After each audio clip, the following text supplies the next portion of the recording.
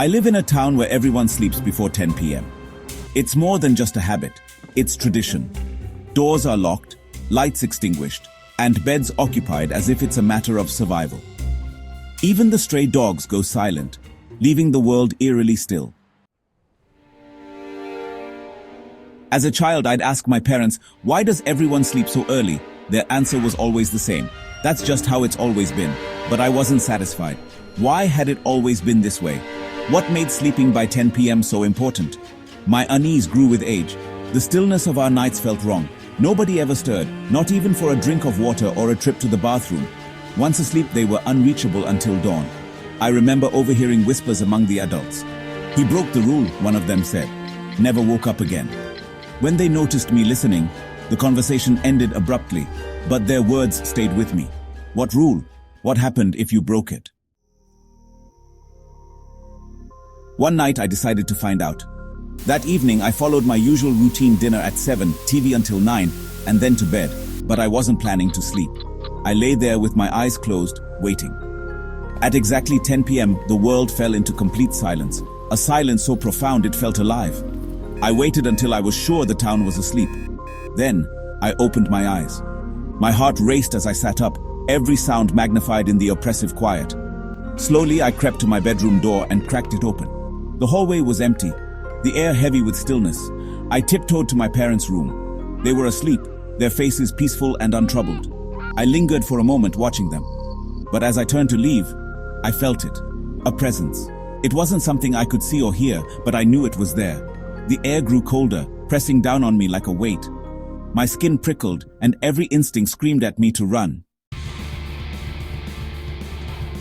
Then I heard it. A voice. "Why are you awake?" I froze, my breath caught in my throat. For a moment, I thought it was my mom. Relief washed over me. But as I glanced back into their room, I saw them still asleep, undisturbed. The voice came again, louder, sharper, angry. "You're supposed to be asleep." The sound grew closer, and fear seized me. I turned and saw it. It wasn't human. The figure towered impossibly tall, its emaciated frame draped in taut, pale skin. Its face, or where a face should have been, was an empty void, swirling with darkness. "You should have stayed asleep." Panic overtook me. I ran, my legs heavy, my chest tight. I didn't stop until I reached my room and slammed the door shut behind me.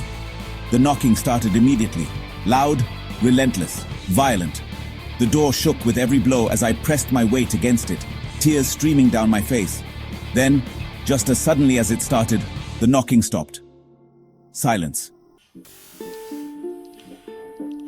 I waited for what felt like hours, barely breathing. When nothing happened, I thought it was over. Slowly, I opened the door.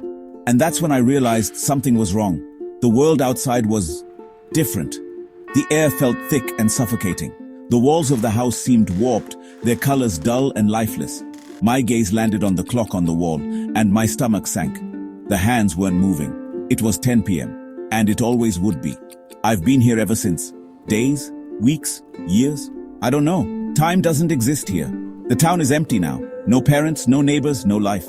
Just me, wandering streets that stretch endlessly, searching for an escape that doesn't exist. I haven't eaten or drunk anything, yet I don't die. My body has changed. I've grown taller, thinner, my skin stretched tightly over my bones. When I catch my reflection in shards of broken glass, I see the truth.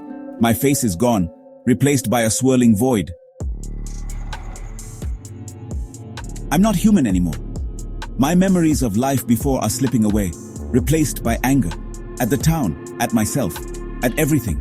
And then one day, I saw him. A boy, small and frightened, tiptoeing through the hallway. He paused, peeking into his parents' room.